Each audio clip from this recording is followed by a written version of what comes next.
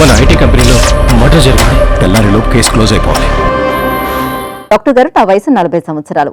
నేను allergic rhinitis సమస్యతో 15 సంవత్సరాలుగా ఇబ్బంది పడుతున్నాను. వర్షాకాలంలో నాకు తడిదగ్గు మరియు ఛాతి బిగుతుగా అవ్వటం లాంటి లక్షణాలుంటాయి. ఇప్పుడు నేను ఎటువంటి జాగ్రత్తలు పాటించాలి తెలియచేయండి అని అడుగుతున్నారు. ఈ ప్రశ్నకు డాక్టర్ గారి సమాధానం ఇప్పుడు తెలుసుకుందాం.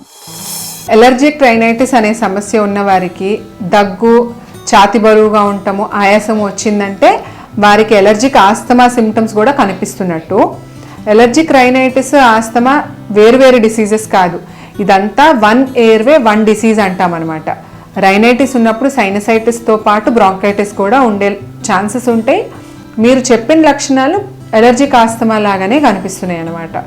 సో కంపల్సరీ మీ లంగ్స్ని ఎవాల్యుయేట్ చేయించుకోవాలండి.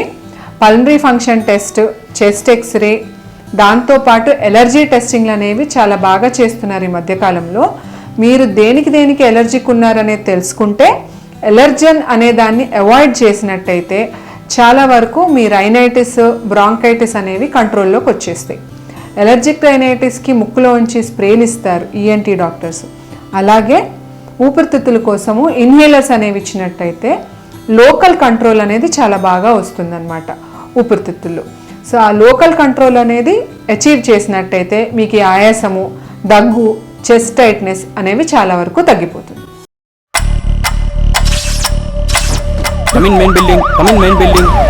తెల్లారిలోపు కేసు క్లోజ్ అయిపోవాలి.